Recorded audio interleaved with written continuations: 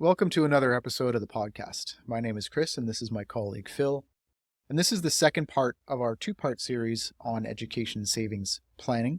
In the first part, we discussed the basics of education goal setting, the basics of RESPs, and a couple of other strategies for education funding, with a focus mostly on the accumulation phase. And today we're going to talk about the decumulation or withdrawal phase of an education plan, as well as a few more of the advanced type of strategies that we can take a look at, especially revolving around the RESP and how we can use that to accumulate additional funds. So let's get started. So after you've accumulated all of these funds in the RESP, you want to set up a strategy to actually start withdrawing some of these funds. The first trigger, of course, is your child has to be eligible for the withdrawals. So have to be, pursuing post-secondary, or as we mentioned earlier in the program, it's a pretty broad criteria. So, most likely if they are doing something after high school, then they would probably be eligible for those withdrawals. But as Chris has mentioned earlier, it is taxable depending on the type of income that gets withdrawn. It can be taxable, and that's where you want to do some planning in terms of reducing those taxes payable. Typically, as we also mentioned, the tax rate is lower for the children. They're usually in pursuing post-secondary, so they're spending most of their time at school, so not necessarily working as much. So the taxable income may be low. So you want to take advantage of that in terms of planning your withdrawals when it's at a time where the child is making less money to be taxed less. There is also a difference within the account, and this is where maybe an account statement would help outline the different types of income that is in the actual account, or a financial planner or advisor that you have could help you with that. But essentially, there's two buckets of funds in an RESP. One portion is taxable and one portion is non-taxable. Essentially, the non-taxable portion are your contributions. So as we've mentioned earlier, when you make contributions to the RESP, you don't receive a tax break. You don't receive an immediate tax break like you would do in an RRSP. The funds grow tax deferred. So the contributions are after tax dollars, the funds grow tax deferred, but any increase on that value does become taxable income at the time of withdrawal. What's also taxable are the grants that we mentioned that were contributed by the government. So essentially any growth on the account or any grants received by the government are taxable. So that's where you want to be strategic in terms of withdrawing those funds at lower tax rates because they are taxable. The contributions can be withdrawn without any tax implications. So there's less of an urgency to withdraw those funds because they can be withdrawn with more flexibility and without affecting your taxable income. There are some limits in terms of how much you can actually withdraw at first. So in the first 26 weeks, 13 weeks. In the first 13 weeks. So essentially in the first semester of your child pursuing post-secondary, there is a limit of $8,000 that can be withdrawn out of the portion that you would call taxable. So that usually incorporates a lot of the grants. So in terms of making withdrawals, you typically want to prioritize withdrawing the grants at first, because in a scenario where the child decides not to go to school anymore, or there's still some funds left, you would actually have to pay back some of those grants potentially. So you want to withdraw those funds as much as possible, as early as possible, within reason of the strategy in terms of reducing your taxes, because your actual contributions, they're always available to you. So you'll never have to pay back those contributions to the government. For example, that was your money So you can always withdraw it from the account, even in scenarios where there's there's maybe not someone pursuing post-secondary education. So typically you want to come up with a plan. Now, not everyone's in the same scenario. Some children may be making more money in the earlier years or later years. So you want to take that into consideration.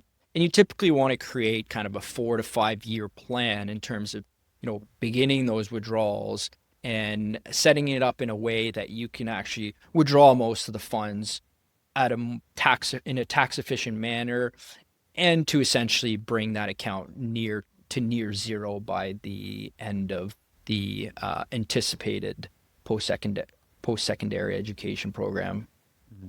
And if you're looking at a statement, or a withdrawal confirmation, the terminology is the taxable portion is referred to as EAP, or educational assistance payment.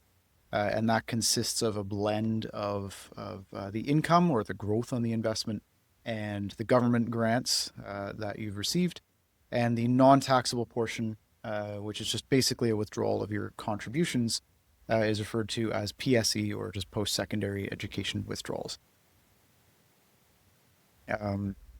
So earlier we also, just a couple strategies that we sort of touched on a little bit, but we can go into a little more detail.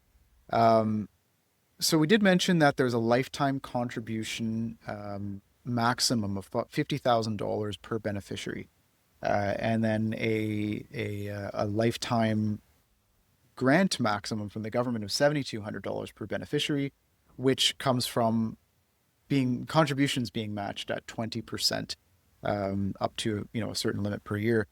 If you kind of do the math on that, you can see that if to achieve a $7,200 grant at a 20% matching rate, you only need to contribute $36,000, which means that you can make a contribution of $14,000 extra that you won't receive any matching on. That's quick math.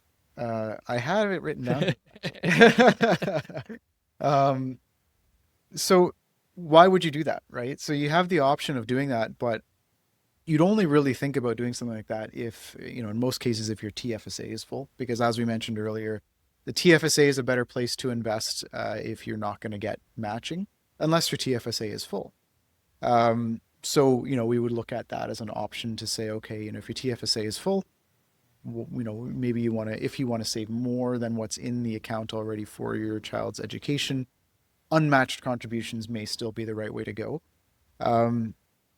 For some people, and this is a very sort of specific scenario, not something that you do very often, but if you really just don't need the grants, and if your tax rate is extremely high, your TFSA is consistently full, and you have a lot of money in non-registered investments, you could consider basically making a $50,000 lump sum contribution to an RESP in the first year of a child's life, which would attract only a $500 matching benefit. But in some cases, the tax benefit of the sheltering in the RESP on the investment income might be worth more than the grants. So for that specific case, an initial lump sum of $50,000 might not be a bad idea. The compounding effect. Exactly, yeah, and you have invested the money sooner. I mean, if it's coming out of other investments, then the time value of money, it doesn't really have an impact. Right. But it is that the tax efficiency on that compounding that really can create a benefit. And in that case, you would likely have no RSP contribution room as well.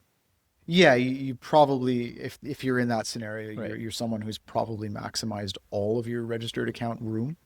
And sort of a lighter version of that strategy would be if you know that you're going to make the $2,500 a year contribution and reach that $7,200 maximum grant amount, as early as possible in your child's life, you could consider making a smaller $14,000 unmatched contribution immediately.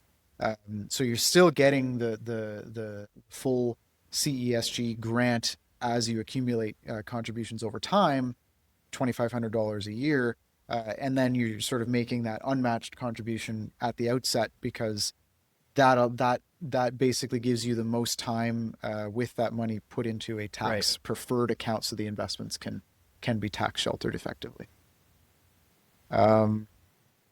So that's sort of an outline of some of the more advanced financial planning strategies around RESPs specifically. There's a few strategies, like we mentioned, trusts, that are sort of a little more advanced, but our role in managing RESPs is sort of to help you navigate these some of the more advanced strategies, but also just dealing with some of the day-to-day complexities of RESP withdrawals, planning around what portion of the withdrawal should be taxable and not taxable, depending on your child's situation, depending on their income, your cash flow needs, and so forth. So